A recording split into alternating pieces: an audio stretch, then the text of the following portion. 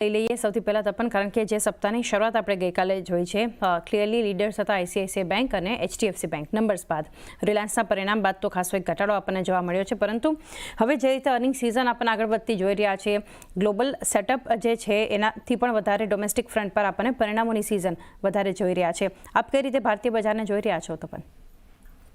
Good morning ચાંદનીજી. જો તમે માર્કેટની વાત કરો ને તો એક મોટા ક્યુઝની રાહ જોતું હતું જે વીકેન્ડમાં આવ્યું, જે આપણે એચડીએફસી બેંક, આઈસીઆઈસીઆઈ બેંક અને અગર આપણે રિલાયન્સની વાત કરીએ, સો ઓવરઓલ તમે રિઝલ્ટ જો તો મિક્સ બેગ હતા. રિલાયન્સનો ઓકે જ હતા, એચડીએફસી બેંકને અને આઈસીઆઈસીઆઈ બેંકને કમ્પેરેટિવલી સારા હતા.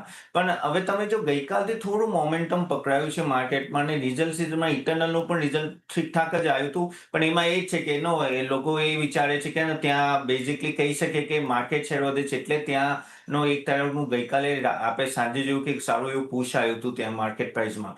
પણ મને એવું લાગે છે કે પ્રાઇસીસ જે રીતે રિઝલ્ટ આવ્યા છે મિક્સ બેગ છે, એટલે કંઈ ખાસ નથી. અને આખું સિઝન જ એવું રહેશે. Q1 મને એવું લાગે છે કે આવું મિક્સ બેગ જ રહેશે.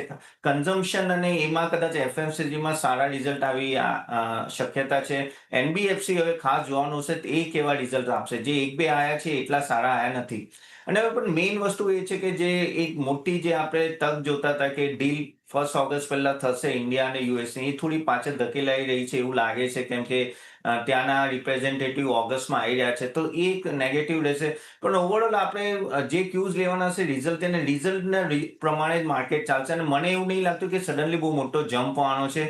એક રેન્જમાં માર્કેટ ફરવાનું છે. અને રિઝલ્ટમાં પણ હવે ખાસ કરીને આગળ જઈને આ બધા એફએમસીજી, કન્ઝમ્પશન અને ખાસ કરીને એનબીએફસી કેવા રિઝલ્ટ આવશે એના પરથી આપણને ખ્યાલ આવશે. પણ વેઇટ એન્ડ વોચ જેવું છે. પણ પ્લસ આમાં આ ખાસું માર્કેટ સ્ટોક સ્પેસિફિક છે. આ કે ટ્રેન્ડ મોટો દેખાતો નથી. એટલે સ્ટોક સ્પેસિફિક રિઝલ્ટ આવ્યા પછી ઇન્વેસ્ટરે ઇન્વેસ્ટ કરવું જોઈએ.